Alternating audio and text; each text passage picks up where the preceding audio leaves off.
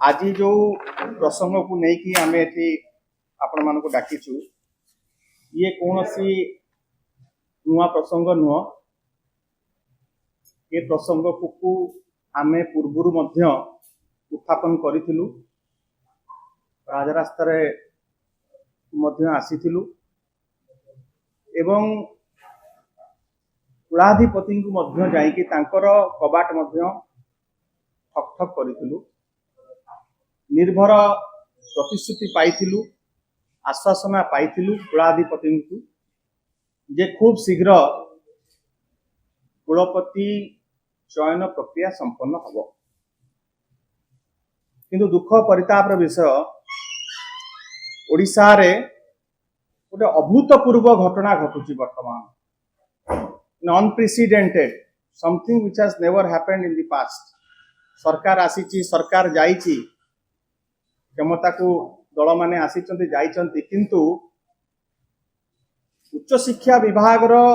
वर्तमान जो अवस्था, जो भली भाव रे उच्च शिक्षा विभाग संपूर्ण भाव रे पंगु हो जाइची। उच्च शिक्षा विभाग जो परी भाव रे गोटे विपन्न अवस्था रे अछि, ये अवस्था आगु केबे देखा दे नथला। मोटी कहि रखिया को चाहे उच्च शिक्षा विभाग अधीन रे थिबा 17टा यूनिवर्सिटी रु आज 14टा यूनिवर्सिटी रे कुलपति नाहांती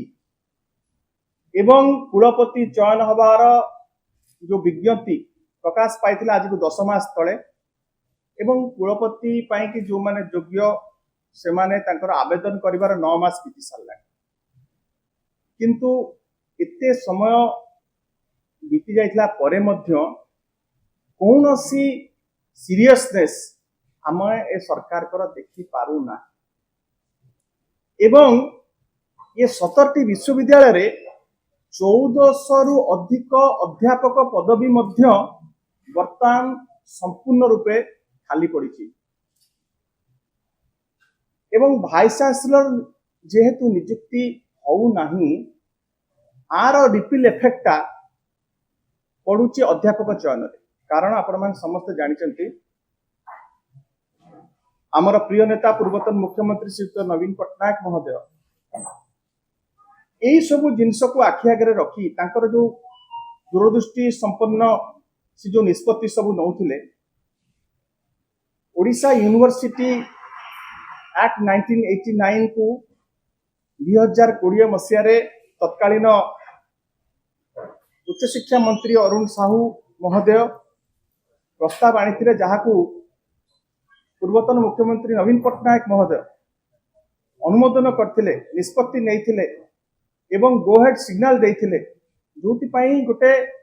ऐतिहासिक एवं वैप्लविक परिवर्तन आसीथिला उच्च शिक्षा विभाग रे एवं अध्यापक नियुक्ति प्रक्रिया को संपूर्ण भाव रे ओडिशा पब्लिक सर्विस कमिशन को दिया जायतिला। आ द्वारा कौन होउथिला, नियमित व्यवधान रे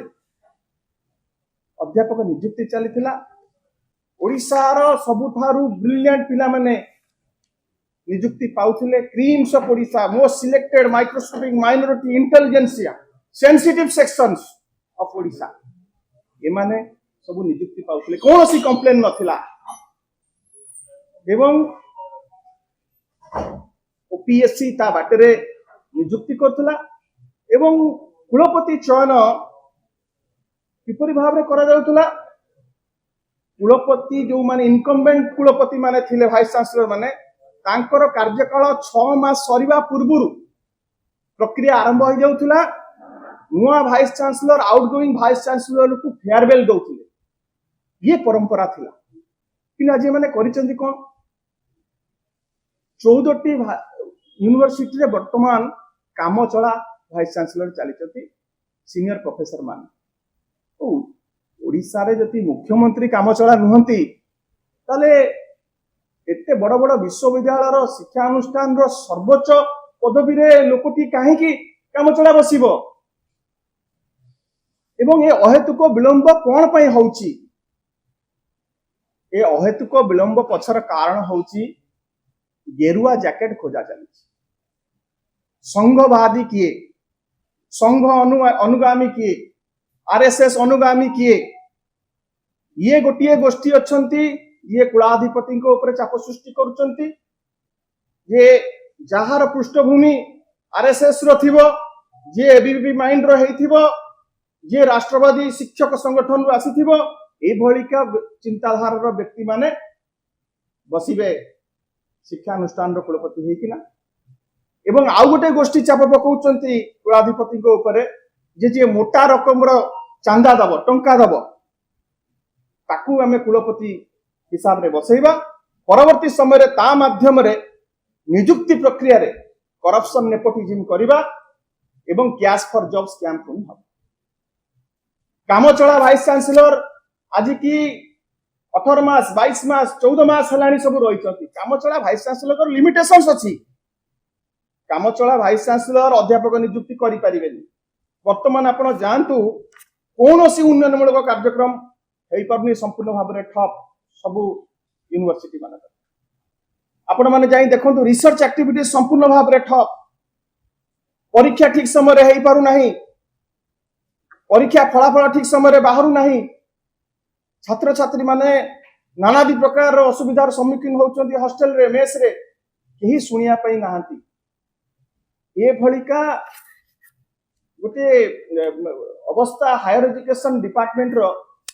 केबे आगुरु देखा दे नतला higher education department is in doldrums precarious condition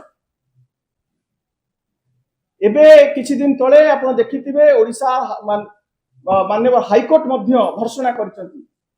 जो कथा कहि कि ओडिया अस्मिता कहि कि एमाने सरकार को आस्तिले ओडिया अस्मितार प्रतीक जो ओडिया यूनिवर्सिटी को आम प्रिय नेता नवीन पट्टनायक करथिले इमाने क्षमता को आसीबार 2 वर्ष हो गलानी सेठी ना वाइस चांसलर अछंती 21 टी पदवी सेठी अछि अध्यापक पदवी जणिए कई नाथि जीरो ये अक्षमणीय अपराध आकु हमें कंडेम करूछु